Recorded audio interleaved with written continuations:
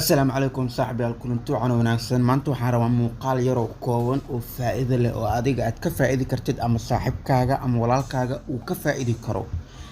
muuqaalkani waa qayb kamid ah 1xbet laakiin jackpot ah laakiin kaga duwan halka jackpotyada kaleeto ama toto 1x toto-ga loo yaqaano ee lacagahoodu saa'id yihiin kooxaha la saadaalinayna saa'id yihiin kana laakiin wuu ka adag yahay dhinacna marka loo fiiriyo uu ka fudud yahay sababtoo ah 8 kooxood aad saadaalinaysaa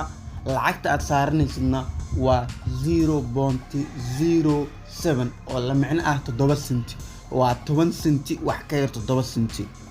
kuwa kaleeta halka ay ka ahaayeen 70 senti bal aan isla aragno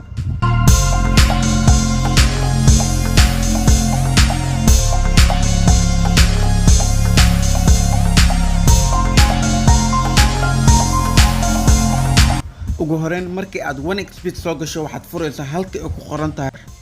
kadib waxaad ka dooranaysaa toto halka ay ku qoran tahay ka bacda akoonkeyga ayaan login ku sameyn doonaa maadaama uu ii kacsaneen marka hore sida tan ay ku soo saari doonaa halkani waa 1x toto-ga oo aad saadaalinaysid 15 kooxood lacagta aad ku guuleysanaysidna waa 115,000 oo doolarka Mareykanka ah laakiin barta aan u socono ma aha halkaas sida tan qaybta kore marka aad ku dhufato wuxuu ku soo saarayaa inta nooc oo uu kala baxo jackpot-ka qaybtan 1x toto free ay ku qoran tahay waa free waxaad ku sameyn kartaa practice oo isku tijaabi kartaa laakiin halka aan u socono waa hadda correct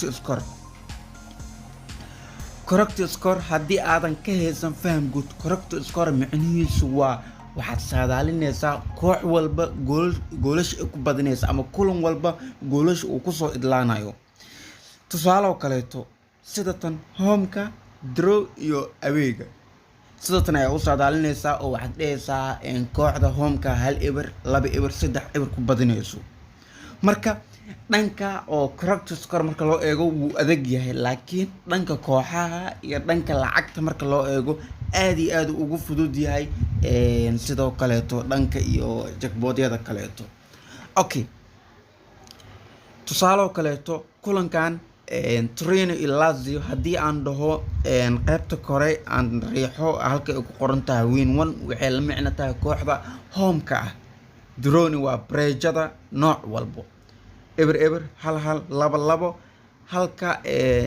hadda aan falaarta idin saarana ee la micno tahay 4 iyo 4 5 iyo 5 6 iyo 6 wixii ka badan oo bareejo imaado kulankani adigoo waxay ku tahay faa'iido